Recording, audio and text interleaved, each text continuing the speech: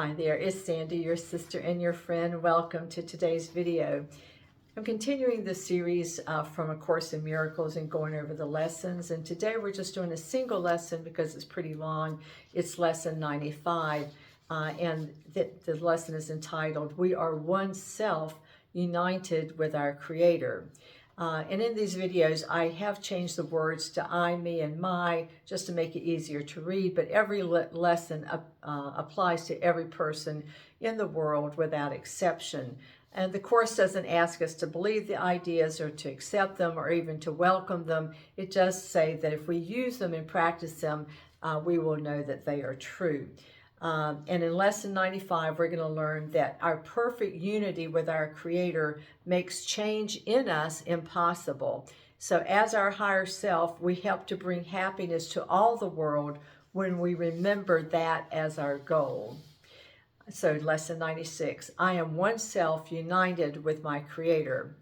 Today's idea accurately describes me as God created me. I am one with myself and one with Him. Mine is the unity of all creation. My perfect unity makes change in me impossible. I do not accept this, and I fail to realize it must be so only because I believe that I have changed myself already. I see myself as a ridiculous parody on God's creation, weak, vicious, ugly, and sinful, miserable, and beset with pain. Such is my version of myself, a self divided into many warring parts, separate from God and tenuously held together by its erratic and capricious maker, to which I pray. It does not hear my prayers, for it is deaf. It does not see the oneness in me, for it is blind. It does not understand that I am the Son of God, for it is senseless and cannot understand anything. We will attempt today to be aware only of what we can hear and see and makes perfect sense. We will again direct our exercises toward reaching my one self, which is united with its Creator. In patience and in hope, we will try again today. The use of the first 5 minutes of every hour for practicing the idea for the day has special advantages for the stage of learning in which I am at present. It is difficult at this point in learning not to allow my mind to wander if it undertakes more extended attempts. I have surely realized this by now. I have seen the extent of my lack of mental discipline and of my need for mind training. It is necessary that I be aware of this, for it is indeed a hindrance to my advance. Frequent and shorter practice periods have other advantages at this time. In addition to recognizing my difficulties with sustained attention, I must also have noticed that unless I am reminded of my purpose frequently, I tend to forget about it for long periods of time. I often fail to remember the shorter and frequent applications of the idea for the day, and I have not yet formed the habit of using the idea as an automatic response to temptation. Structure, then, is necessary for me at this time, planned to include frequent reminders of my goal and regular attempts to reach it. Regularity in terms of time is not the ideal requirement for the most beneficial form of practice in salvation.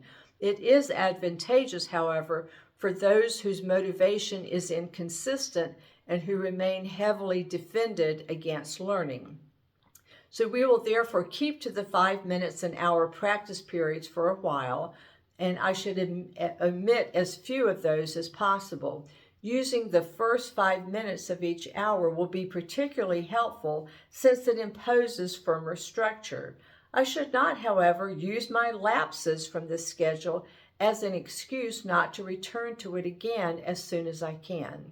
There may be a temptation to regard the day as lost because I have already failed to do what is required.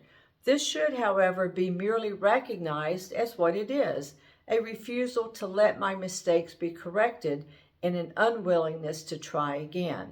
The Holy Spirit is not delayed in His teaching by my mistakes. He can be held back only by my unwillingness to let them go.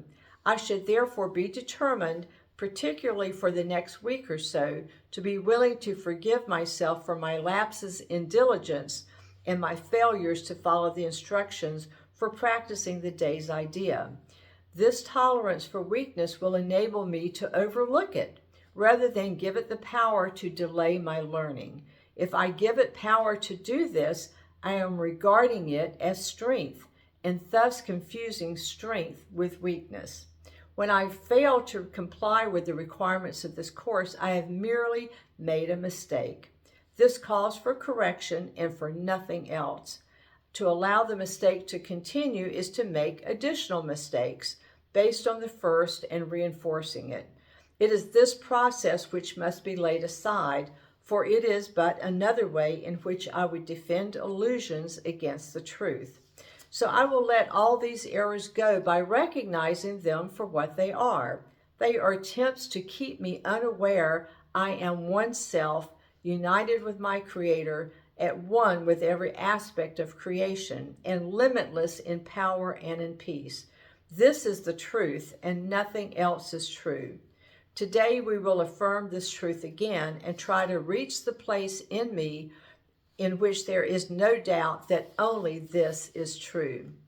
So I will begin the practice periods with this assurance given to my mind, and with all the certainty that I can give, I will say this: I am one higher self, united with my Creator, at one with every aspect of creation, and limitless in power and in peace.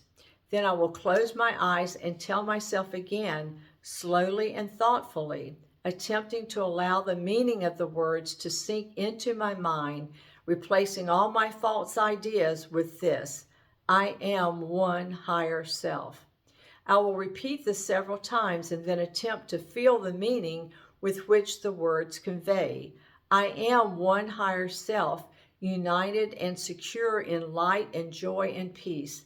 I am God's Son, one higher self with one Creator and one goal: to bring awareness of this oneness to all minds, that true creation may extend the allness and the unity of God.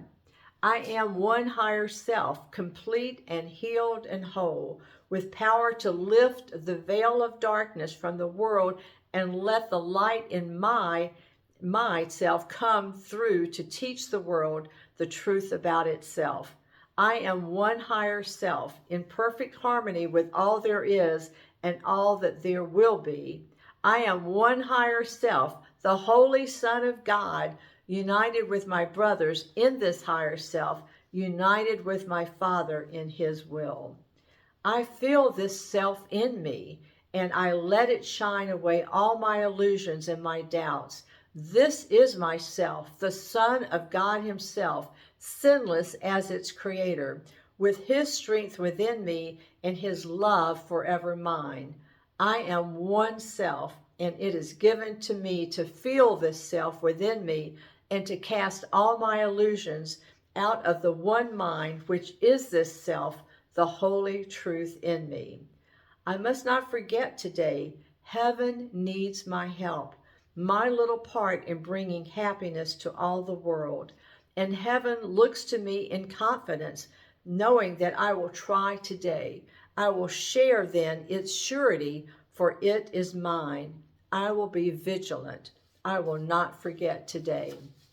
So throughout the day, I will not forget my goal. I will repeat today's idea as frequently as possible and understand that each time I do, someone hears the voice of hope, the stirring of the truth within his mind, the gentle rushing of the wings of peace. My own acknowledgement that I am one self, united with my Father, is a call to all the world to be at one with me. To everyone I meet today, I will be sure to give the promise of today's idea and tell him this: you are one higher self with me, united with our Creator in this higher self. I honor you because of what I am and what He is, who loves us both as one. Isn't that a wonderful lesson? God bless you for listening. I hope this blesses your life today as much as it has mine. I appreciate you being here so much. God bless you. Bye-bye.